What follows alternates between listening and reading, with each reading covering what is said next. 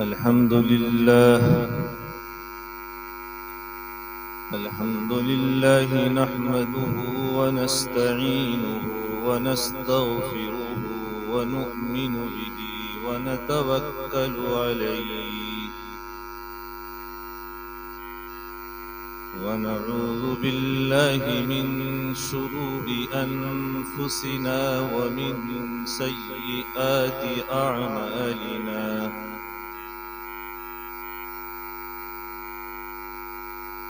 من يهده الله فلا مضل له ومن يضلله فلا هادي له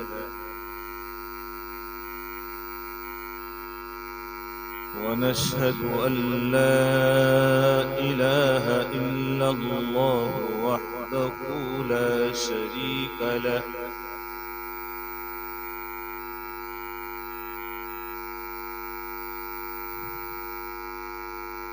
وصلى الله تعالى على خير خلقه محمد وآله وأصحابه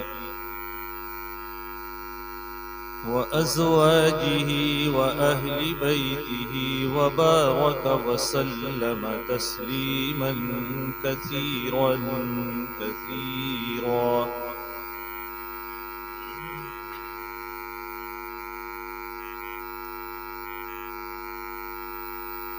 أما بعد فأعوذ بالله من الشيطان الرجيم بسم الله الرحمن الرحيم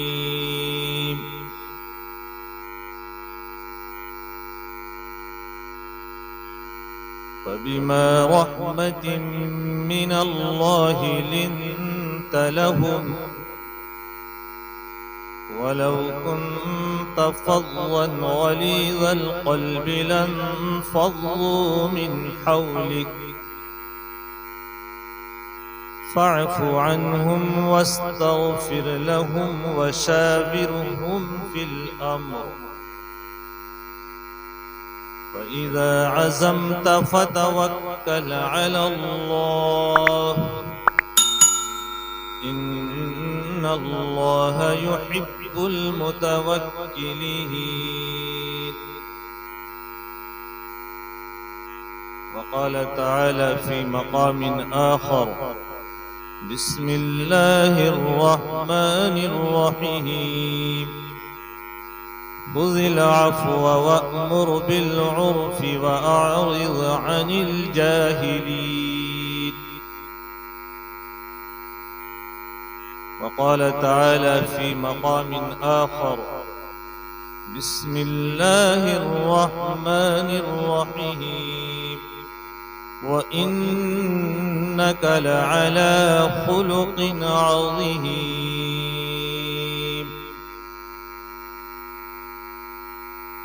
وقال النبي صلى الله عليه وسلم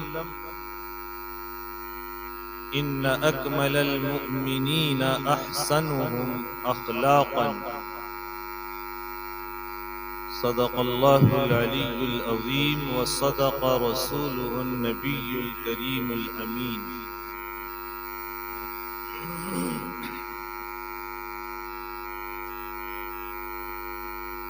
قابل صد احترام حضرات علماء کرام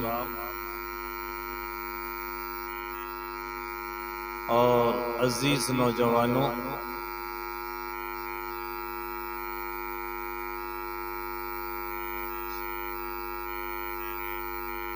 اللہ تعالیٰ نے ہم سب کو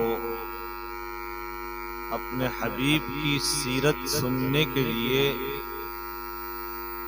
جمع فرمایا۔ اللہ تعالیٰ ہم سب کے یہاں جمع ہونے کو اپنی بارگاہ میں قبول فرمائے اور ہم سب کی نجات کا ذریعہ بنائے۔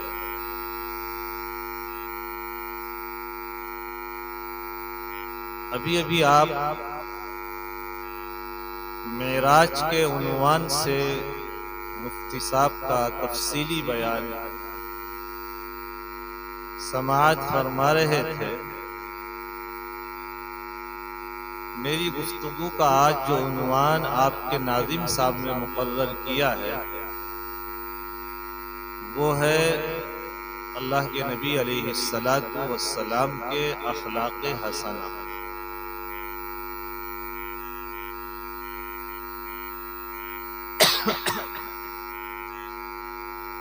یہ عنوان ہمہ پہلو عنوان ہے۔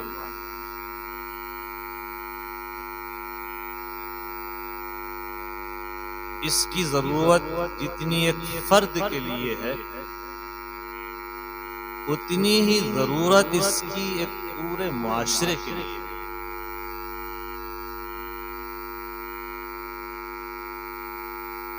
جس معاشرے میں اخلاقی قدریں زندہ اور باقی رہتی ہیں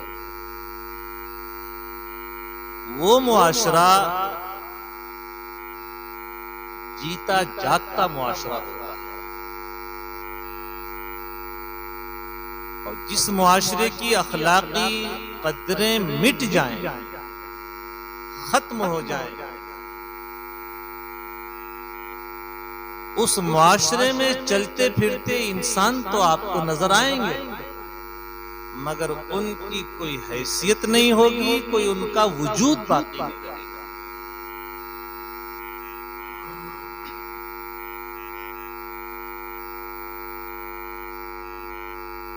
اللہ کے نبی علیہ الصلاۃ والسلام نے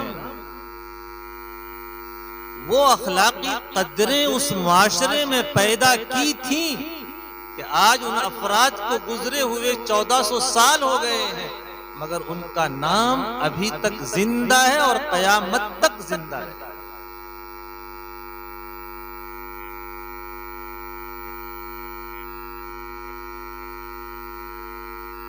آپ نے دو لفظ سنے ہوں گے، ایک خلق اور دوسرے خلق۔ کیا لفظ ہیں؟ دو۔ کیا؟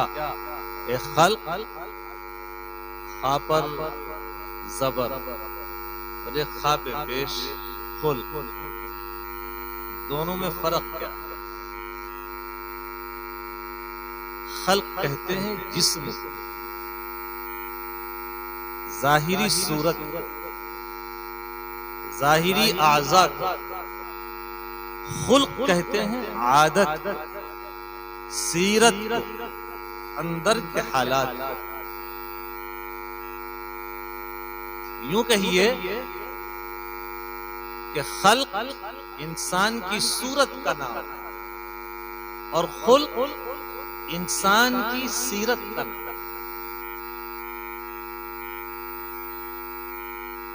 اللہ کے نبی علیہ السلام کی وہ دعا مجھے یاد آئی۔ اللہ کے نبی علیہ السلام جب آئینہ دیکھتے تھے تو ایک دعا پڑھتے تھے، اللہم حسنت خلقی فحسن خلقی۔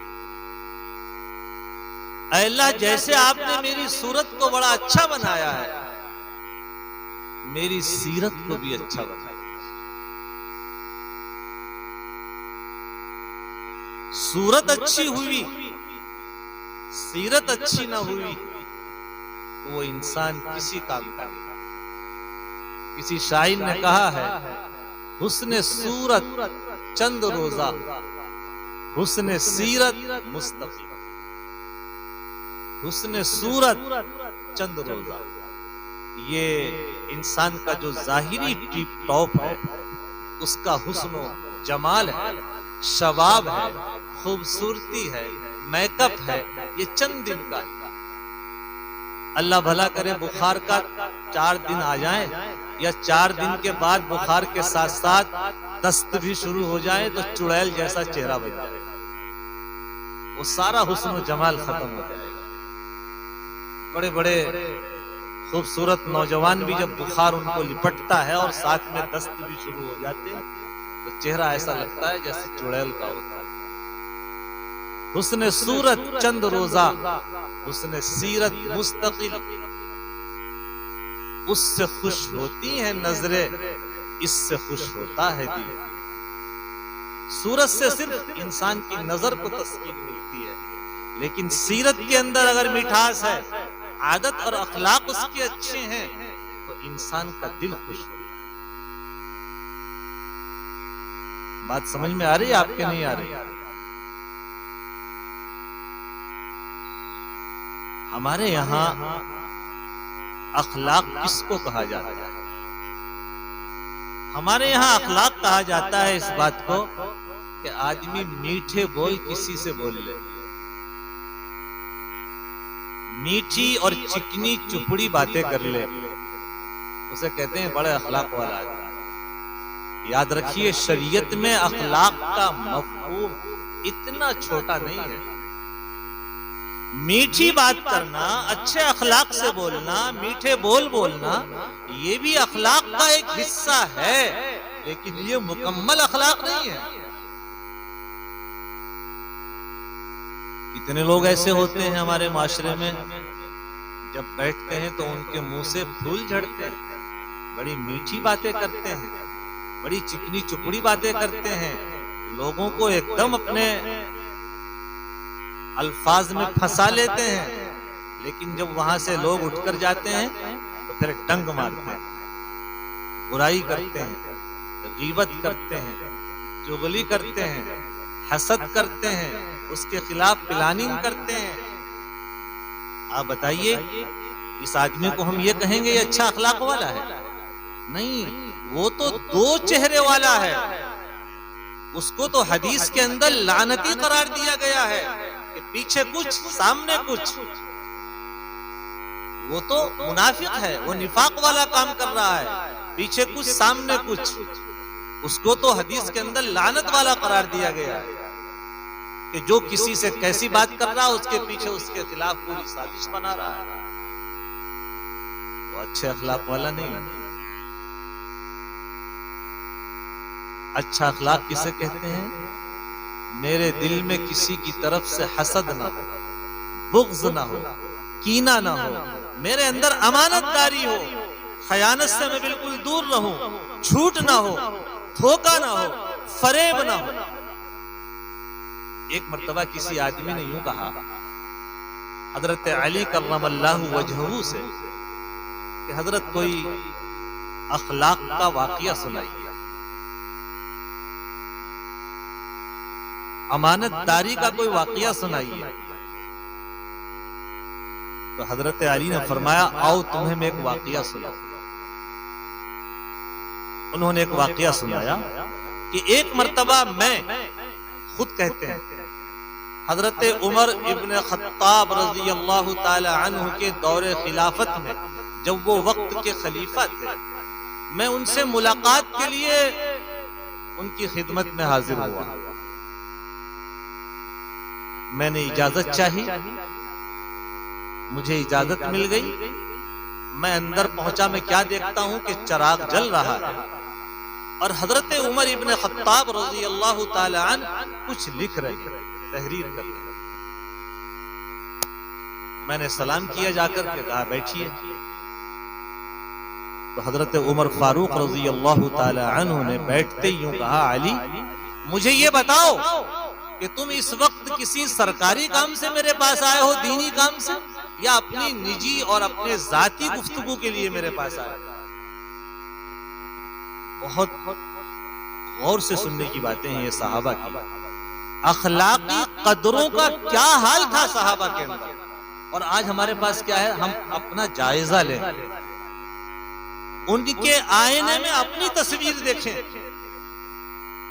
کہ کیا کچھ ہے ہماری زندگی کے اندر حصہ ایسا جو ان حضرات کے اندر تھا. تو حضرت علی نے فرمایا، حضرت علی نے کہا کہ حضرت میں آپ سے کچھ اپنی نجی باتیں کرنے آیا، میں سرکاری کام سے نہیں آیا. تو حضرت عمر فاروق فوراً اٹھے اور جو گھر میں دیا جل رہا تھا اس کو بجھا دیا، بند کر دیا اس کو. کہا آپ گفتگو کریے. حضرت علی نے کہا کہ آپ نے وہ دیا کیوں بند کر دیا؟ تو حضرت عمر فاروق رضی اللہ تعالی عنہ نے فرمایا علی میں ایک سرکاری کام کر رہا تھا اور یہ سرکاری دیا سرکاری تیل سے جل رہا تھا. اب میں اور آپ دونوں نجی گفتگو کریں گے. کل کو اگر اللہ نے عمر سے پوچھ لیا کہ عمر تم اپنی ذاتی کام کر رہے تھے اور سرکاری چراغ جل رہا تھا, میں اللہ کو کیا جواب دوں؟ یہ تھی وہ اخلاقی قدریں جس پر معاشرے کو کھڑا کیا گیا. 1400 سال پہلے دنیا سے چلے گئے اور اس مسجد میں بیٹھ کر ان کی اس دیانتداری کا, ان اخلاقی قدروں کا ذکر ہو رہا ہے اور قیامت تک یہ ذکر ان کا زندہ رہے.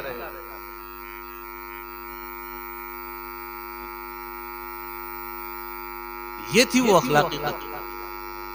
عمر کیا جواب دے گا اللہ کو کہ تم نے قومی چراغ کے اندر تیل ڈال کر سرکاری اور نجی گفتگو کری.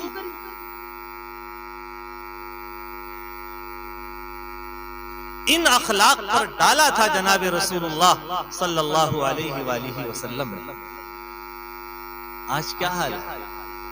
معاشرے کا ذرا جائزہ لو اور سوچو کہاں چلا گیا وہ. امانت داری ختم ہو گئی, دیانتداری ختم ہو گئی. آج تو حال یہ ہے کہ لاکھوں کروڑوں ہڑپ کر جاتا ہے, اتنا بڑا ہمارا ہاضمہ ہے, اور ذرا سا احساس نہیں ہوتا کہ کسی کا مال میری طرف چاہیے, مجھے دینا ہے یا نہیں دینا.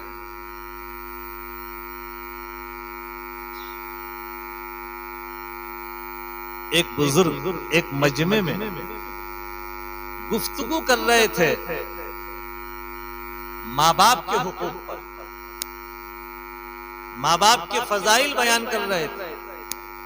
جب تقریر ختم ہوئی تو ایک نوجوان ان کے پاس گیا اور اس نوجوان نے یوں کہا کہ حضرت آپ بہت اچھی تقریر فرما رہے تھے, ماں باپ کے حقوق بیان کر رہے تھے, لیکن ایک میرا بھی دکھڑا سن لیجئے.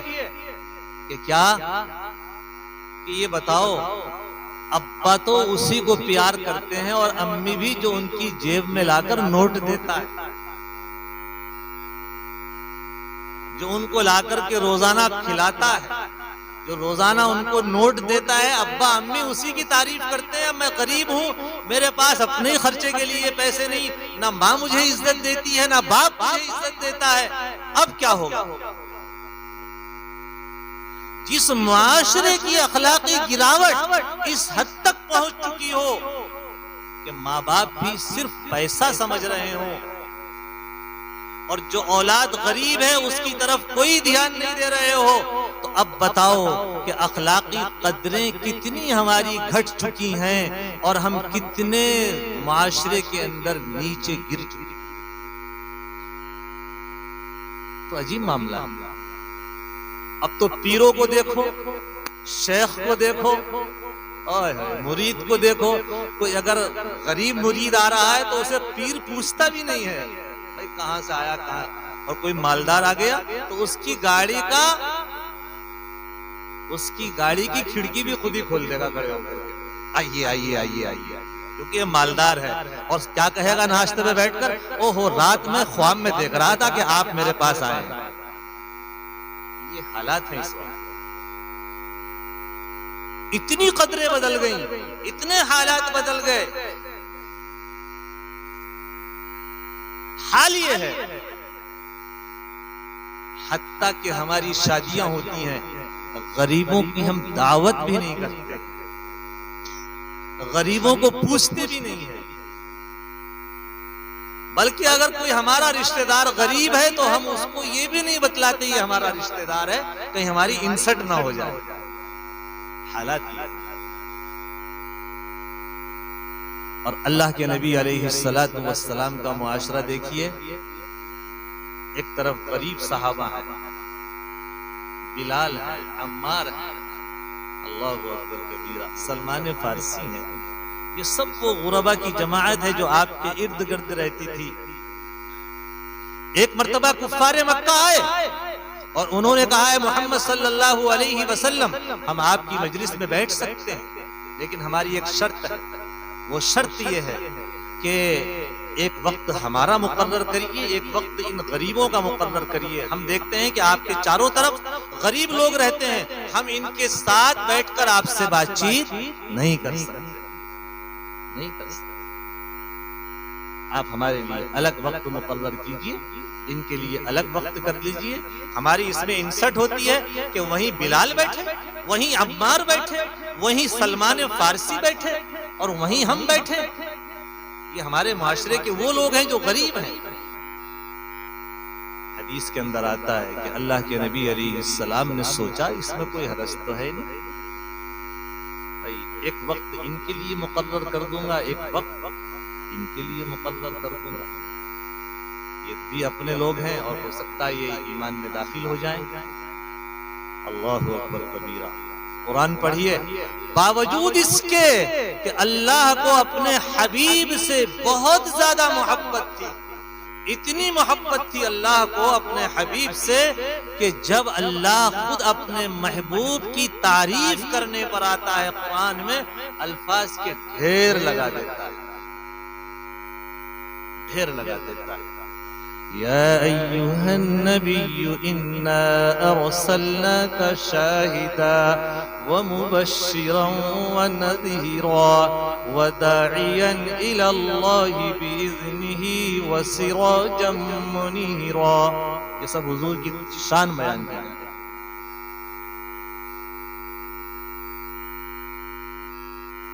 لیکن جب معاملہ آیا ان کفار کی نظر میں غریبوں کا تو اللہ کا ہی تھوڑا سا مزاج بدل گیا. اللہ کے نبی نے تھوڑی سی نیت کی تھی کہ اس میں کوئی حرج نہیں. جبریل کو بھیجا جلدی جاؤ کہیں حضور اس فیصلے پر عمل نہ کر دیں اور سنا دو جا کر کے وَاصْبِرْ نَفْسَكَ مَعَ الَّذِينَ يَدْعُونَ رَبَّهُمْ بِالْغَدَاةِ وَالْعَشِيِّ يريدون وجهه ولا تعد عيناك عنهم تريد زينة الحياة الدنيا ولا تطع من أغفلنا قلبه عن ذكرنا واتبع هواه وكان أمره فرطا. کیا جلال ہے قرآن کا. کہہ دیجئے کہ نہیں ان کی یہ بات نہیں مانی جائے گی.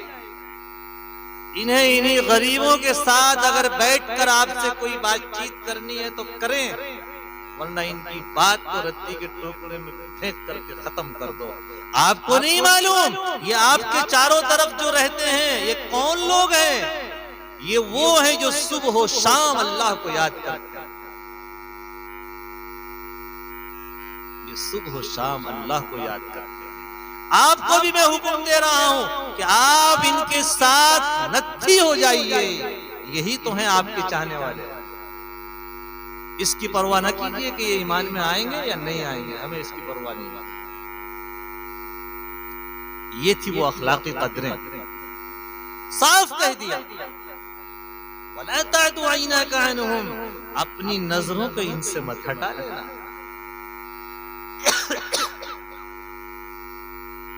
ان لوگوں کی بات مت مان لینا. آپ کو نہیں معلوم یہ کون ہے. وَلَا تُطِعِ. یہ ہماری یاد سے غافل ہے. بالکل یہ اپنی خواہشات پر چلتے ہیں. ان کی بات کو بالکل نہ ماننا. انہی کے ساتھ بیٹھ کر اگر یہ بات کریں تو بات ہوگی ورنہ نہیں ہوگی. اور آج قدریں بدل گئیں، تصورات بدل گئے. جس کے پاس پیسہ ہے لوگ اس کو سلام کرتے ہیں، اس کو عزت دیتے ہیں. کیا ہے وہ معاشرے کا سب سے بدترین آدمی ہے، چاہے اخلاق نام کی اس کے پاس چیز نہ ہو، اس کو لوگ سلام کر رہے ہیں، پیسے والا آدمی ہے. اب تو معاف کیجئے گا مسجد اور مدرسوں کا صدر بھی اسی بنا جا رہا ہے. کون ہے یہ؟ پردھان جی ہیں یا ہمارے بستی کے مالدار آدمی. مدرسے کو جانتا نہیں ہے، وہ مدرسہ ہے کیا، تعلیم نہیں جانتا کیا ہے، اور اسے محتم بنا دیا مدرسے کا. کس کام کا ہے وہ؟ اسے پتا کیا ہے اس چیز کا؟ صرف مالداری کی بنیاد پر نہیں. نااہلوں کو کسی چیز کا ذمہ دار بنانا بھی یہ قیامت کی نشانیوں میں سے ایک نشانی ہے۔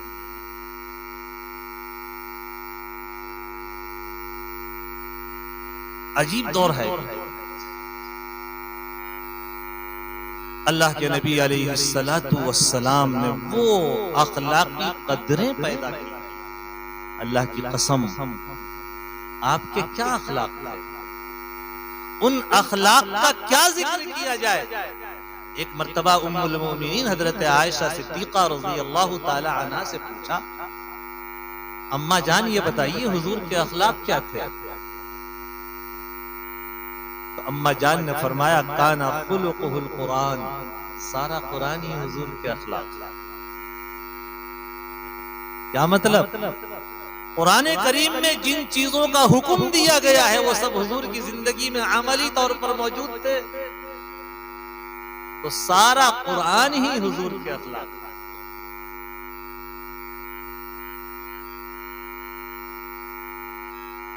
اسی لیے اسلام اخلاق سے پھیلا ہے، کردار سے پھیلا ہے، تلوار سے نہیں پھیلا ہے۔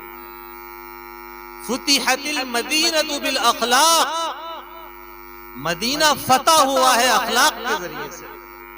میرے آقا کے اخلاق کے اندر وہ کشش تھی، جو آتا تھا وہ آقا پر اسلام قبول کر لیا کرتا تھا، وہ آپ کا غلام بن کر جایا کرتا تھا۔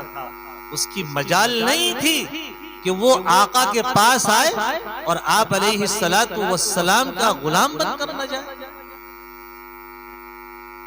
یہ عجیب کشش تھی۔ تلوار سے اسلام نہیں پھیلا، اخلاق سے اسلام پھیلا۔ اخلاق جس قوم کے اچھے ہوں گے وہ قوم اعلیٰ مقام تک پہنچے گی، اعلیٰ مقام تک پہنچے گی۔ لیکن یاد رکھنا، اخلاق اس بات کا نام نہیں ہے کہ ہم ہنس کر بات کریں، مسکرا کر بات کریں۔ مسکرا کر بات تو وہ بھی کرتا ہے جو ایک کپڑے کی دکان پر سیلس مین ہوتا ہے، اس کو باقاعدہ اس بات کے لیے رکھا ہے مالک نے، بھائی کوئی بھی گاہک آئے گا تمہیں غصے سے بات نہیں کرنی، ہنس کے بات کرنی ہے۔ آپ جاتے ہیں اور کیا کرتے ہیں، بھائی یہ کپڑا دکھاؤ، پسند نہیں آیا، اچھا جی پسند نہیں آیا، دوسرا تیسرا چوتھا، پوری دکان آپ نے اس کی کھلوا دی، اور پوری دکان کھولنے کے بعد آپ چلنے لگے تو کیا کہے گا، بڑے میاں ذرا رکو، ابھی اندر اور رکھے ہیں تھوڑے سے 2-4 سوٹ، وہ بھی دکھاتا ہوں۔ وہ بھی لے آیا، تو اب وہ دیکھنے کے بعد بھی آپ نے کیا کہا، یہ بھی پسند نہیں ہے، تو اب کیا کہے گا وہ آپ سے؟ یہ نہیں کہے گا میاں آپ نے ہمارا وقت خراب کر دیا، وہ کیا کہے گا، اچھا بڑے میاں ایک کام کرنا، پرسوں کو اور مال آئے گا ہماری دکان پہ، تم پرسوں کو آ جاؤ۔ کیوں؟ اس سے اسی بات کے پیسے مل رہے ہیں، تمہیں کسی گاہک کو ناراض نہیں کرنا ہے۔ آپ جائیے ہوائی جہاز کا سفر کریے تو وہاں آپ کو 15 سال کی چھوکریاں ملیں گی ہوائی جہاز کے اندر، 1 لاکھ 1.5 لاکھ روپے ان کی تنخواہ ہوتی ہے، صرف اسی لیے کہ تمہیں کسی گاہک سے، وہ کسی بھی مسافر سے سختی سے بات نہیں کریں، ہنس کے بات کرے گی ہمیشہ۔ وہ کبھی کہے گی آپ کو ٹھنڈا چاہیے، کبھی کہے گی آپ کو پانی چاہیے، اور مسکرا کر بات کرے گی۔ اسے ٹریننگ اسی بات کی دی جا رہی ہے۔ تو یہ اخلاق نہیں ہے کہ بس ہم ہنس لیے۔ اخلاق کا مطلب یہ ہے ہماری عادت بدلے، ہمارے اندر جو عیوب ہیں وہ دور ہوں، ہمارے اندر جھوٹ نہ ہو، سچائی ہو، ہمارے اندر رشوت نہ ہو، بالکل جینون کام ہو، یہ چیز ہے سر۔ ہمارے اندر غیبت نہ ہو، اور ہمارے اندر حسد نہ ہو، بغض نہ ہو، کینہ نہ ہو۔ ان تمام بری عادات سے ہم اپنے آپ کو بچائیں اور اچھے اخلاق پیدا کریں، یہ ہے حسن اخلاق کا مطلب۔ اللہ کے نبی علیہ السلام نے ارشاد فرمایا، کسی مسلمان کا ایمان پرکھ نہ ہو تو اس کی کسوٹی ہم تمہیں بتائیں۔ کیا فرمایا؟ ان اکمل المؤمنین احسنهم اخلاقا، ایمان والوں میں سب سے زیادہ کامل ایمان والا آدمی وہ ہے، اس کے اخلاق دیکھو کہ اس کے اخلاق کیسے ہیں۔ اخلاق کا مطلب کیا ہے؟ ہنس کے مل لیے نہیں، اس کا برتاؤ دیکھو، بیوی کے ساتھ کیسا برتاؤ، بھائی کے ساتھ کیسا برتاؤ ہے، ماں باپ کے ساتھ کیسا برتاؤ ہے، پڑوسی کے ساتھ کیسا برتاؤ ہے، یہ اخلاق ہے۔ میں نماز بھی پڑھ رہا ہوں اور میرا پڑوسی مجھ سے خوش نہیں ہے، اپنی گاڑی اس کے گھر کے سامنے کھڑا کر رہا ہوں، میں اس محلے کا مالدار آدمی ہوں، تیری ہمت نہیں جو گاڑی ہٹا دے، ہے نا؟ اپنے گھر کا کوڑا لا کر کے اس کے گھر کے سامنے ڈال رہا ہوں، اپنے گھر کا پانی کا گندا پرلانا اس کے گھر کی طرف ڈال رہا ہوں، اپنے گھر کی چھت پر بغیر اس کے اطلاع دیے ہوئے چڑھ رہا ہوں، اس کی بے پردگی ہو رہی ہے، اور نماز بھی پڑھ رہا ہوں، حج پہ حج بھی کر رہا ہوں، ہر سال عمرے بھی خوب کر رہا ہوں، پکا مسلمان بھی ہوں۔ آپ بتائیے، ایک مرتبہ آقا صلی اللہ علیہ وسلم نے 3 مرتبہ قسم کھا کر کہا، کتنی مرتبہ؟ واللہ لا یؤمن، واللہ لا یؤمن، واللہ لا یؤمن۔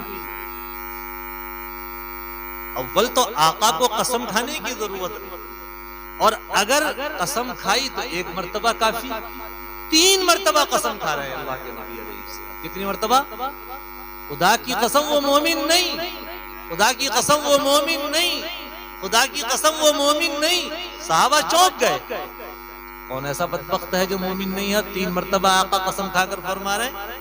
قیل من یا رسول اللہ، کسی نے کہا اللہ کے نبی کون ہے وہ بدبخت، آپ 3 مرتبہ قسم کھا کر کہہ رہے ہیں کہ وہ مومن نہیں؟ تو میرے آقا نے ارشاد فرمایا الذی لا یأمن جارہ بوائقہ، وہ بدبخت ہے جس کا پڑوسی اس کی شرارتوں سے محفوظ نہیں۔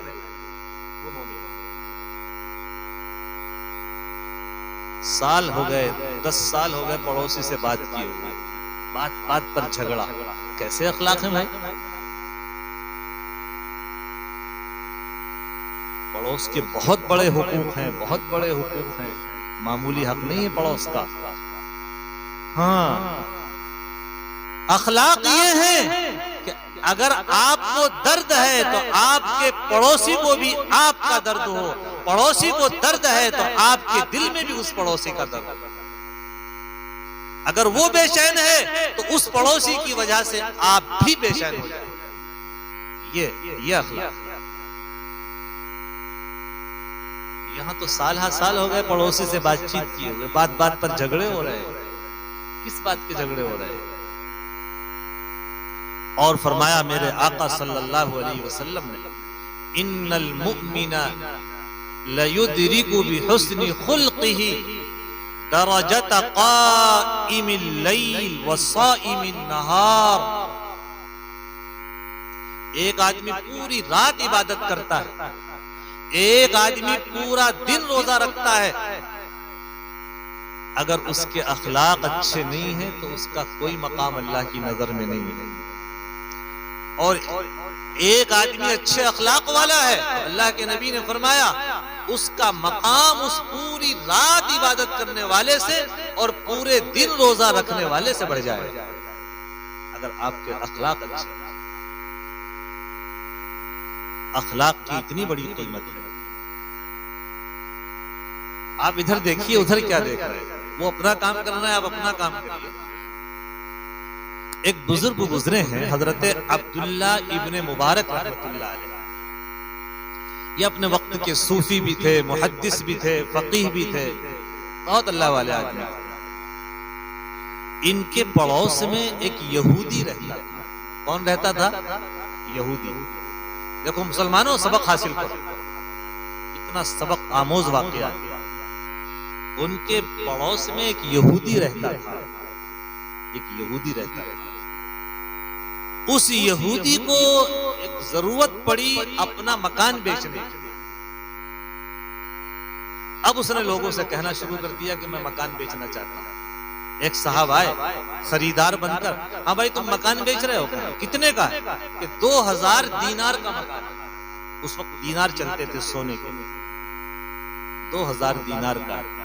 تو خریدار نے کہا بھائی اس سے اچھا مکان مارکیٹ ریٹ میں تو 1000 دینار میں مل جائے گا، آپ 2000 دینار کیوں بتا رہے ہو؟ یہ ریٹ تو نہیں ہے اس کا۔ تو اس یہودی نے کیا کہا وہ سننے کی بات، اس نے یوں کہا کہ مکان تو میرا 1000 دینار کا ہے، لیکن دوسرے 1000 دینار عبداللہ ابن مبارک کے پڑوس کی وجہ سے، کہ ایسا پڑوس تمہیں زندگی میں کبھی نصیب نہیں ہوگا۔ جب ہمارے اخلاقی قدریں اتنی اعلیٰ تھی تو لوگ اپنے مکانوں کے ریٹ ہمارے پڑوس کی وجہ سے بڑھا دیا کرتے تھے، اور آج ہماری پہچان یہ ہے کہ یہ مسلمانوں کا محلہ ہے، سب سے گندا ہوگا، سب سے گندے اخلاق ان کے ہوں گے، سب سے زیادہ گالی دینے والے بچے ہوں گے۔ اچھے مکان مسلمانوں کو کرائے پر بھی لوگ نہیں دیتے کہ یہ مسلمان ہے پورے پوائنٹ کو گندا کر دے گا، پوری کالونی کو گندا کر دے گا۔ اب یہ حال ہے، اور ایک وہ حال تھا ہمارا۔ سمجھ میں آ رہی بات آپ کی نہیں آ رہی؟ کہ یہ 1000 دینار جو میں نے بڑھائے ہیں یہ عبداللہ ابن مبارک کے پڑوس کی وجہ سے۔ بڑے خوش نصیبوں کو ملتا ہے ایسا پڑوس۔ اور آج دیکھو مسلمانوں کی پہچان یہ ہے کہ یہ محلہ جہاں گندگی ہوگی یہ مسلمانوں کا محلہ ہوگا۔ یہ نہ اپنے گھروں کو صاف کرتے ہیں، نہ اپنے گھروں کے باہر کے حصے کو صاف کرتے ہیں۔ حالات یہ، ان کے بچے سب سے زیادہ گندے، ان کی گلیاں سب سے زیادہ گندی، ان کے گھر سب سے زیادہ گندے، ان کے محلے سب سے زیادہ گندے۔ یہ حال ہے اس وقت ہمارا، اور ایک وہ دور تھا۔ ہمیں کتنے اپنے آپ کو بدلنے کی ضرورت ہے، آپ سوچیے۔ تو اللہ کے نبی نے کیا فرمایا؟ کسی کو پرکھنا ہو کہ اس کا ایمان کتنا ہے تو پرکھو اس کے اخلاق، برتاؤ، عادات کیسی ہیں۔ ہاں آپ خود بتاؤ، اگر برے اخلاق نکل کر ہمارے پاس اچھے اخلاق آ رہے ہیں اللہ کا شکر ادا کریے۔ غیبت نکل کر ہمارے اندر سے بھاگ رہی ہے، خیانت نکل کر ہمارے اندر سے بھاگ رہی ہے، رشوت بھاگ رہی ہے، جھوٹ بھاگ رہا ہے، تو ہم اللہ کا شکر ادا کریں کہ ہم اچھے اخلاق والے ہیں۔ اور یہ ساری چیزیں ہمارے اندر موجود ہیں تو یاد رکھنا ہم اچھے اخلاق والے نہیں۔ اللہ کے نبی علیہ السلام کے اخلاقی تو تھے کہ لوگ ایمان میں داخل ہوتے تھے۔ اللہ کے نبی علیہ السلام کے پاس ایک صاحب آئے ملک کے شام سے، اور ملک کے شام سے جیسے ہی وہ آئے، آتے ہی انہوں نے اسلام قبول کر لیا حضور کے ہاتھ پر۔ کسی نے پوچھا، ارے بھائی تم نے کوئی سوال نہیں کرا، کچھ پوچھا نہیں کہ آپ نبی ہیں یا نہیں ہیں، اور آپ نے اسلام قبول کر لیا۔ تو ان صاحب نے اپنا ایک واقعہ سنایا کہ تمہیں نہیں معلوم، جب یہ نبی بھی نہیں بنے تھے، مکی زندگی کے اندر 40 سالہ دور کے اندر رہ رہے تھے، اللہ کے نبی علیہ السلام کی جو 40 سالہ مدنی مکی زندگی ہے، نبوت ملنے سے پہلے اس وقت کا واقعہ ہے۔ اس وقت اللہ کے نبی علیہ السلام تجارت کیا کرتے تھے، تو ایک صاحب سے آپ کا کوئی لین دین کا معاملہ ہوا۔ ان صاحب نے یہ کہا کہ یہ کنواں ہے، اس پر آپ بیٹھیے، میں ابھی گھر سے لا کر کے آپ کو پیسے دے رہا ہوں۔ اور وہ گھر گیا، بھول گیا۔ اللہ کے نبی علیہ السلام وہیں بیٹھے رہے، نماز پڑھتے اور وہیں آ جاتے، نماز پڑھتے اور وہیں آ جاتے، کیونکہ وعدہ ہو گیا تھا کہ یہیں بیٹھے رہنا۔ 1 دن ہوا، 2 دن ہوئے، 3 دن ہو گئے۔ 3 دن کوئی مثال ہے اسی معاشرے کے اندر؟ نہیں۔ 3 دن کے بعد اس کو یاد آیا، جا کے گھر جا کے ملاقات تو کر کے آؤں حضور سے، کچھ پیسے ان کے میری طرف رہ گئے تھے وہ دے کر آنے ہیں۔ تو گھر آیا تو حضرت خدیجہ رضی اللہ تعالی عنہا گھر میں موجود تھی۔ کنڈی کھٹکھٹائی، حضور کہاں ہے، محمد کہاں ہے صلی اللہ علیہ وسلم؟ حضرت خدیجہ نے کہا اندر سے کہ آپ تو 3 دن سے آئے نہیں ابھی گھر پر۔ اب اسے یاد آیا کہ جہاں میں نے وہ معاملہ کیا تھا، کنویں کے پاس بٹھا کر گیا تھا، وہاں جا کر تو دیکھوں۔ جا کر کیا دیکھتا ہے کہ اللہ کے نبی علیہ السلام کو جہاں چھوڑ کر گیا تھا وہیں آپ بیٹھے ہو، وہیں بیٹھے رہے۔ 3 دن تک مسلسل وہاں بیٹھے رہے اس زبان کی خاطر۔ اللہ کے نبی نے صرف اتنا کہا، نہ اس کو ڈانٹا، نہ اس کو جھڑکا، نہ اس کو برا بھلا کہا کہ بھائی 3 دن سے تم کہاں تھے، میں تمہارا انتظار کر رہا ہوں۔ وہ وہی صاحب تھے، پھر وہ ملک شام چلے گئے تھے، آپ کی نبوت کا اعلان ہوا تو انہوں نے آتے ہی اسلام قبول کیا اور یوں کہا اس پوچھنے والے سے، ارے میں تو پہلے ہی ان کو مان چکا تھا کہ کوئی ہستی ہے، اسی لیے میں نے بغیر کچھ سوچے سمجھے آپ کے ہاتھ پر اسلام قبول کر لیا۔ یہ تھے اچھے اخلاق۔ کیا ہمارے اخلاق ایسے ہیں؟ ہم تو ہمیں کوئی ذرا سی بات کہہ دے تو مرنے مارنے پر تیار ہو جائے گا، برداشت ہی نہیں ہے۔ آج بھائی سے قطع تعلق کیے ہوئے، بھائی بہن سے تعلق ختم کیے ہوئے، اور بیوی شوہر سے اور شوہر بیوی کی خامیاں تلاش کر رہی ہے، بیوی شوہر کی خامی تلاش کر رہی، شوہر بیوی کی خامیاں تلاش کر رہا ہے۔ حالات یہ ہے گھر گھر میں اس بد اخلاقی کی وجہ سے آگ لگی ہوئی ہے، جہنم بنے ہوئے ہیں۔ اللہ کے نبی علیہ السلام نے ارشاد فرمایا، جو تم پر ظلم کرے اس کو معاف کر دو، جو تمہارے ساتھ برائی کا برتاؤ کرے تم اس کے ساتھ اچھائی کا برتاؤ کرو۔ کیا بات ارشاد فرمایا، آپ سوچئے گا۔ یہ ہے وہ معیار، یہ ہیں وہ اخلاقی قدریں جن کی وجہ سے معاشرہ وجود میں آتا ہے۔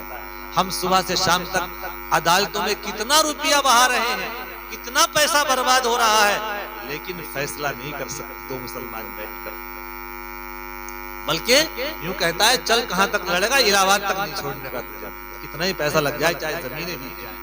برباد ہو گئے ہم، لیکن کوئی ایک دوسرے کو معاف کرنے کے لیے تیار نہیں، دل میں جگہ بنانے کے لیے تیار نہیں۔ یہ کیسے اخلاق ہیں اور یہ کیسا اسلام ہمارے پاس ہے؟ اللہ کے نبی علیہ السلام کی زندگی پڑھیے، اس کو نمونہ بنائیے۔ آقا صلی اللہ علیہ وآلہ وسلم کے بارے میں صحابہ فرماتے ہیں، کبھی آپ علیہ السلام کو اپنی ذات کے لیے کبھی غصہ نہیں آیا، کبھی غصہ نہیں آیا۔ ہاں، جب شریعت پر کوئی ہاتھ ڈالتا تھا یا کوئی خلاف قانون کوئی کام کرتا تھا تو پھر تو آپ علیہ السلام کو غصہ آتا تھا کہ تم نے اللہ کا حکم توڑا ہے، تمہیں سزا دی جائے گی، لیکن اپنی ذات کے لیے آپ نے کبھی انتقام نہیں لیا کسی سے۔ یہ اخلاق کی اعلیٰ مثال ہے، مل نہیں سکتی پوری تاریخ انسانی کے اندر۔ اللہ کے نبی علیہ السلام جب نبی بننے کے بعد آپ نے 3 سال تک خفیہ طریقے سے اسلام کو پھیلایا، بہت خفیہ طریقے سے۔ 3 سال کے بعد حکم ہوا علی الاعلان، اسلام کی دعوت و تبلیغ کریے، فاصدع بما تؤمر، حکم آیا کہ کھلم کھلا تبلیغ کریے۔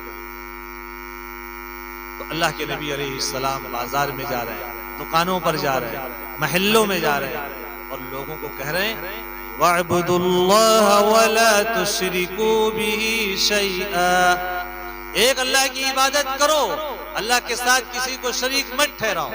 یہ آپ کی دعوت ہے، یہ قرآن کی آیت ہے، سورہ نساء کی، یہ آپ کی دعوت کا پیغام ہے۔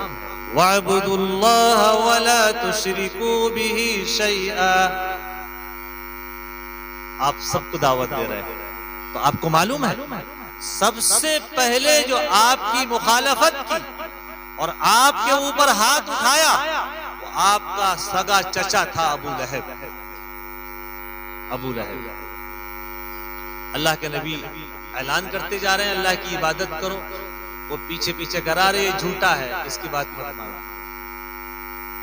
بتاؤ، کوئی منہ پر آپ کو جھوٹا کہے تو غصہ نہیں آئے گا؟ کوئی منہ پر آپ کو جھٹلائے غصہ نہیں آئے گا؟ آپے سے باہر ہو جائیں گے ہم اور آپ کو۔ اللہ کے نبی علیہ السلام کی بردباری دیکھیے، قوت برداشت دیکھیے، آپ کا صبر دیکھیے، اور وہ پتھر مار رہا ہے آپ کے اوپر، آپ کا چچا ابو لہب، اور آپ برداشت کر رہے ہیں، حتیٰ کہ پیچھے مڑ کر بھی نہیں دیکھتے کہ کون ہے، پیچھے مڑ کر بھی نہیں دیکھتے کون ہے، برابر وہ آپ کو تکلیف دے رہا ہے۔ ایک مرتبہ ابو جہل، یہ بھی آپ کے چچاؤں میں سے تھا، یہ بیٹھا ہوا تھا، اللہ کے نبی علیہ السلام گزر رہے تھے، اللہ کے نبی علیہ الصلوۃ والسلام نے کہا ابو جہل ایمان میں داخل ہو جاؤ، وَاعْبُدُوا اللَّهَ وَلَا تُشْرِكُوا بِهِ شَيْئًا۔ اس نے اتنے زور سے آپ کے مارا کہ آپ کے سر مبارک سے خون نکلنے لگا۔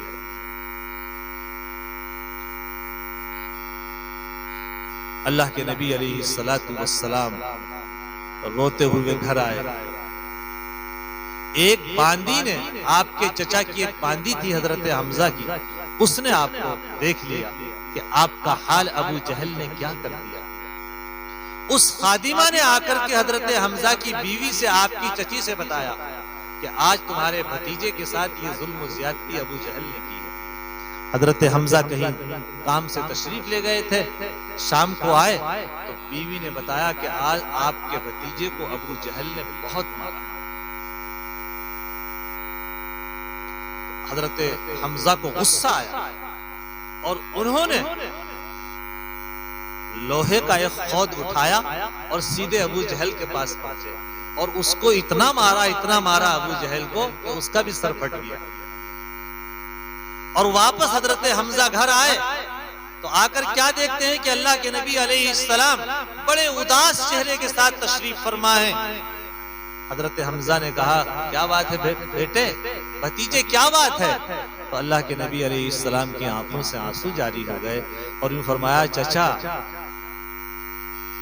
جب دنیا میں آیا تھا تو باپ کا سایہ نہیں تھا، جب 4 سال کا تھا تو والدہ بھی چلی گئی تھی، 8 سال کا تھا تو دادا بھی چلے گئے تھے، اور اب یہ میرے ساتھ میری قوم کا کیا حال ہے آپ دیکھ ہی رہے ہیں۔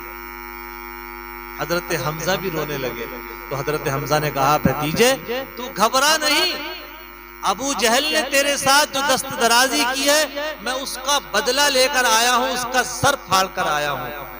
جب یہ بات کہی حضرت حمزہ نے، خدا کی قسم اللہ کے نبی علیہ الصلوۃ والسلام کی آنکھوں میں آنسو آ گئے اور یوں کہا چچا تم ابو جہل کو مار کر آئے ہو، میں تمہارے اس فعل سے خوش نہیں ہوں، خوش نہیں کہ بیٹے تو کس بات سے خوش ہے؟ کہ میں چچا اس بات سے خوش ہوں کہ آپ بھی کلمہ پڑھ کر اسلام میں داخل ہو جائیں، بس اس بات سے خوش ہوں، آپ بھی کلمہ پڑھ کر اسلام کے دامن میں آ جائیں۔ بس حضرت حمزہ کے دل پر وہ بات آپ کی اثر کر گئی اور کہا بھتیجے لا ہاتھ پھیلا، اشہد ان لا الہ الا اللہ واشہد ان محمد الرسول اللہ۔ چچا اب مجھے خوشی ہوئی ہے، ابو جہل کو آپ نے مارا مجھے خوشی نہیں ہوئی ہے، میری ذات کا آپ نے انتقام لیا مجھے اس سے کوئی خوشی نہیں، مجھے اب خوشی ہے کہ میرے چچا حضرت حمزہ اسلام میں داخل ہو گئے، یہ میرے لیے سب سے زیادہ خوشی کا موقع۔ آپ نے کبھی اپنی ذات کے لیے انتقام نہ لیا۔ ایک جنگ سے آپ واپس تشریف لا رہے ہیں، غزوہ ذات الرقاء اس غزوے کا نام ہے۔ دوپہر کا وقت تھا، ایک باغ میں ایک درخت کے نیچے آپ آرام کرنے کے لیے لیٹ گئے اور آپ کی آنکھ لگ گئی۔ کافر دیکھ رہے تھے، ایک کافر نے ایک دوسرے کافر سے کہا کہ تجھے میں اتنا انعام دوں گا، تو جلدی جا یہ تلوار ہاتھ میں لے کے جا، دیکھ محمد صلی اللہ علیہ وسلم فلاں درخت کے نیچے تنہا لیٹے ہوئے، جا کر کے ان کا گلا کاٹ، اس کا نام ہے غورث۔ اس نے فوراً تلوار اٹھائی اور اللہ کے نبی علیہ السلام کی خدمت میں حاضر ہوا، جس درخت کے نیچے آپ علیہ الصلوۃ والسلام آرام فرما رہے تھے، اور تلوار لے کر کھڑا ہو گیا، قریب تھا کہ تلوار چلائے اور آپ کا سر قلم کر دے، نعوذ باللہ۔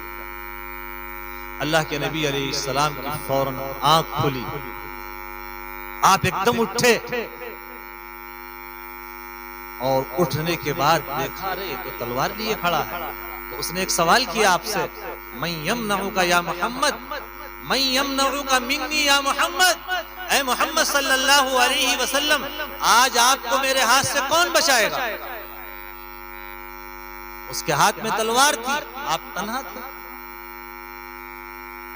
اللہ جن کا ایمان و یقین اللہ کی ذات پر ہوتا ہے وہ کسی سے ڈرا نہیں کرتے.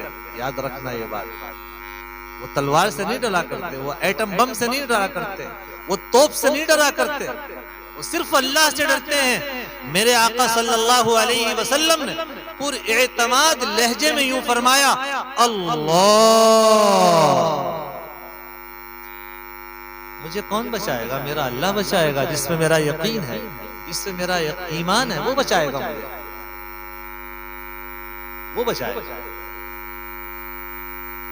فوراً جبریل آسمان سے آئے اور اتنی زور سے اس کو جھڑکا کہ وہ تلوار اس کے ہاتھ سے نیچے گر گئی اور وہ تھر تھر کانپنے لگا, یوں کانپنے لگا. کہاں تو ابھی اس کے ہاتھ میں تلوار تھی, اب وہ ڈر کر کانپنے لگا. ایک دم اللہ کے نبی علیہ السلام نے وہ تلوار اٹھائی اور اس کے اوپر چڑھے اور کہا, اب بتا تجھے کون بچائے گا, تجھے کون بچائے گا؟ میں نے تو کہہ دیا مجھے اللہ بچائے گا, تجھے کون بچائے گا؟ اللہ اکبر کبیرہ. اب اس کا یقین تو اللہ کے اوپر تھا نہیں, تو کہنے لگا, الکریم ابن الکریم, آپ کریم ہیں اور کریم سے مجھے امید ہے کہ آج مجھے آپ معاف فرما دیں گے. اللہ کے نبی علیہ السلام نے فرمایا, جا میں نے تجھے معاف کر دیا, اور یہ میری عادت نہیں ہے کہ میں گرے ہوئے کو اپنے ہاتھ سے قتل کروں. کسی شاعر نے کہا ہے, نشہ پلا کے گرانا تو سب کو آتا ہے, نشہ پلا کے گرانا تو سب کو آتا ہے, مزہ تو جب ہے کہ گرتے کو تھام لے ساتھی. میرے آقا صلی اللہ علیہ وسلم نے کہا, جا میں تجھے معاف کرتا ہوں. جیسے آپ نے یہ کہا, اس نے فوراً کہا, ہے محمد صلی اللہ علیہ وسلم معاف کر کے کہاں جا رہے ہیں؟ ہاتھ بڑھائیے, اشہد ان لا الہ الا اللہ واشہد ان محمد رسول اللہ. میں آپ کا ہمیشہ ہمیشہ کے لیے غلام بننا چاہتا ہوں. اسلام اخلاق سے پھیلا ہے, تلوار سے نہیں. اللہ کے نبی علیہ السلام کا وہ واقعہ تاریخ کے اندر مشہور و معروف واقعہ. آپ علیہ السلام مکے کے اندر دعوت و تبلیغ کا کام کر رہے ہیں. ہر دن آپ پر ظلم و زیادتی بڑھتی چلی جا رہی ہے. تو اللہ کے نبی علیہ السلام نے سوچا, چلو مکے سے 40 میل کے فاصلے پر ایک بستی ہے طائف, وہیں جا کر کے دعوت و تبلیغ کا کام کرتا ہوں. ہو سکتا ہے وہاں کوئی میری بات کو مان لے اور مجھ پر ایمان لے آئے. اللہ کے نبی علیہ السلام وہاں پہنچتے ہیں اور وہاں جا کر کے آپ دعوت دیتے ہیں. تو وہاں کے لوگ بھی آپ کے اوپر چڑھنے لگے, آپ کے اوپر اوباش بدماشوں کو پیچھے لگا دیا. اور وہ پورا تفصیلی واقعہ ہے طائف کا کہ اللہ کے نبی علیہ السلام پر اتنے پتھر برسائے گئے کہ آپ کے جسم اتھر سے خون کے فوارے نکلنے لگے, اور آپ نے جو جوتیاں پہن رکھی تھی وہ جوتیاں آپ کی خون سے بھر گئی, خون سے بھر گئی. معمولی بات نہیں ہے, خون سے بھر گئی. اللہ کے نبی علیہ السلام کے پیچھے آوارہ کتوں کو لگا دیا, جو کتے چیر پھاڑنے والے ہوتے ہیں. لیکن عجیب بات ہے, جب ان کتوں نے میرے آقا صلی اللہ علیہ وسلم کے چہرے مبارک کا دیدار کیا, خدا کی قسم مورخین لکھتے ہیں وہ کتے آپ کا چہرہ دیکھتے ہی ایسے بھاگے کہ پھر کبھی اس بستی میں نظر ہی نہیں آئی. لیکن افسوس کی بات تو یہ ہے, کتوں نے میرے آقا کے مقام کو پہچانا مگر طائف کے بدماشوں نے آپ کے مقام کو نہیں پہچانا. اللہ کے نبی علیہ السلام وہاں سے نکل کر کے ایک باغ میں آئے. اس باغ میں آ کر کے تھوڑا آپ نے آرام کیا جو آپ کے ساتھ آپ کے خادم تھے, اور آپ نے یوں کہا کہ دیکھو تم میرے جوتے خون سے لت پت اتار رہے ہو, مگر کوئی قطرہ خون کا زمین پر نہ گر جائے. نبی کے خون کا قطرہ اگر زمین پر گرتا ہے تو عرش الہی کانپنے لگتا ہے, لرزنے لگتا ہے, اور اللہ کا عذاب آ جاتا ہے. میں نہیں چاہتا کہ اس قوم پر کوئی اللہ کا عذاب آ جائے. اللہ کے نبی علیہ الصلوۃ والسلام کے جب اس حال کو دیکھا تو اللہ تعالیٰ نے آپ کی مدد کے لیے جبریل کو بھیجا، جاؤ میرے محمد صلی اللہ علیہ وسلم کو اگر تمہاری کوئی مدد کی ضرورت ہے تو جاؤ مدد کرو۔ جبریل آئے اور کہا اللہ کے نبی آپ حکم دیں تو دونوں پہاڑیوں کو ملا دوں اور بیچ میں طائف کی بستی پس کر کے ہلاک ہو جائے، تباہ ہو جائے، برباد ہو جائے۔ میرے آقا صلی اللہ علیہ وسلم کے اخلاق کو دیکھیے، آپ نے اسی وقت اللہ کے دربار میں ہاتھ اٹھائے اور یوں کہا اللہم الیک اشکو ضعف قوتی وقلت حیلتی وہوانی علی الناس، اے اللہ میں تجھ سے اپنی کمزوری کی شکایت کرتا ہوں، اے اللہ میں تجھ سے ہی فریاد رکھتا ہوں کہ تم میری عزت کی لاج رکھ لے۔ اور یوں فرمایا جبریل سنو سنو، میں ان کے لیے بد دعا نہیں کر سکتا، ہو سکتا ہے کہ اگر یہ میرے مرتبے اور مقام کو نہ پہچانے آگے چل کر کے ہو سکتا ہے کہ ان کے اندر ایسے لوگ ہوں جو مجھ پر ایمان قبول کر لیں۔ میرے آقا نے اس وقت بھی ان کے لیے بد دعا نہیں کی، آئے دنیا میں بہت پاک مکرم بن کر، مگر آیا نہ کوئی رحمت عالم بن کر۔ اللہ کے نبی علیہ الصلوۃ والسلام کے یہ اخلاق، آپ نے کبھی اپنی ذات کے لیے کسی سے انتقام لیا ہی نہیں، ایک واقعات نہیں سینکڑوں واقعات۔ تو میرے بھائیوں اور دوستوں، آج کے اس اجلاس سے ہمارا مقصد یہی ہے کہ اللہ کے نبی علیہ السلام جیسے اخلاق ہم اپنے اخلاق بنائیں، اپنی عادات کو بدلیں، ہمارے اندر امانت داری ہو، دیانت داری ہو، ہمارے اندر سچائی ہو، ہمارے اندر وفا ہو، ہمارے اندر انصاف ہو۔ یہ سب اچھے اخلاق ہیں، اچھی عادتیں ہیں، ہم ان کو اپنائیں گے اپنے معاشرے میں، اپنے محلے میں، اپنے گھر میں، تو پھر وہ معاشرہ ترقی کی طرف جائے گا۔ جس معاشرے کے اندر اخلاقی قدریں زندہ رہتی ہیں وہ معاشرہ ترقی پکڑتا ہے، اور جس معاشرے کے اندر اخلاقی قدریں ختم ہو جاتی ہیں اس معاشرے کا کوئی نام دنیا میں باقی نہیں رہتا ہے۔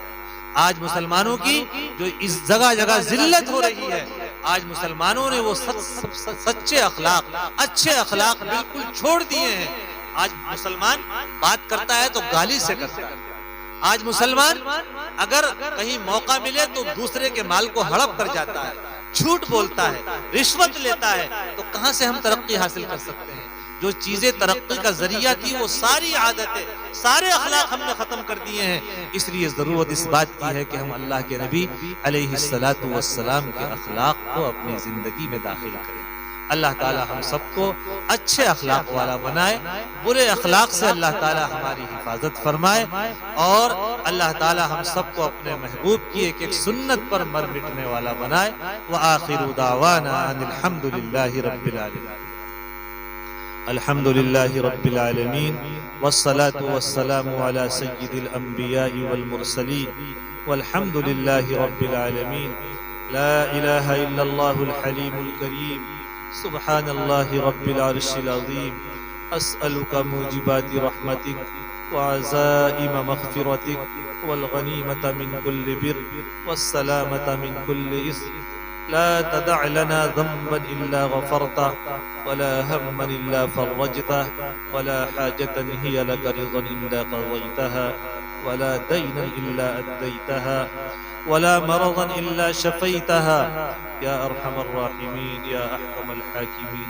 یا اللہ ہمارے گناہوں کو معاف فرما، اے ہمارے پیارے اللہ ہم سب کو معاف فرما، اے ہمارے پیارے اللہ ہم سے جتنے بھی گناہ ہوئے ہیں چھوٹے بڑے چھپے کھلے، اے اللہ سب کو معاف فرما۔ اے اللہ ہم آپ کے بندے ہیں، اے اللہ ہمیں حقیقی طور پر اپنی بندگی کا حق ادا کرنے کی توفیق عطا فرما۔ یا اللہ یہ سیرت کے اجلاس ہو رہے ہیں، ہمارے اندر تو ذرا بھی تیرے محبوب کی سیرت نہیں ہے۔ اے اللہ تو ہمیں سچی سیرت عطا فرما، اپنے نبی کی ایک ایک سیرت عطا فرما، ایک ایک سنت پر مر مٹنے والا بنا۔ اے اللہ اپنے نبی کے اخلاق جیسے ہمارے اخلاق بنا۔ اے اللہ اخلاقی کی بدولت اے اللہ اسلام پوری دنیا میں پھیلا ہے۔ اے اللہ آج ہم بد اخلاق ہو کر کے اسلام کو اور مسلمانوں کو بدنام کر رہے ہیں۔ اے اللہ برے اخلاق سے ہماری حفاظت فرما، اچھے اخلاق سے ہمیں متصف فرما۔ اے اللہ اچھے اخلاق والا ہمیں بنا۔ ہمارے بچوں کو، بوڑھوں کو، جوانوں کو، عورتوں کو، سب کو دین کے لیے قبول فرما. ہمارے گھروں میں دین کی ہوائیں چلا، 100% نمازی بنا، دیندار بنا. ہماری ماں بہنوں کو اللہ پردے کی توفیق عطا فرما، با پردہ رہنے کی توفیق عطا فرما. اے اللہ حیا اور شرم والی زندگی عطا فرما، بے حیائی سے، عریانیت سے اللہ ہم سب کی حفاظت فرما. اے اللہ تیرے بندے جو بھی تیرے محبوب کا ذکر سننے کے لیے آ رہے ہیں، یقیناً اے اللہ یہ آپ کی طرف سے منتخب ہیں. اے اللہ ان سب کے بیٹھنے کو قبول فرما. اے اللہ ان سب کی جو جائز حاجت ہو اس کو اپنے پردہ غیب سے پورا فرما.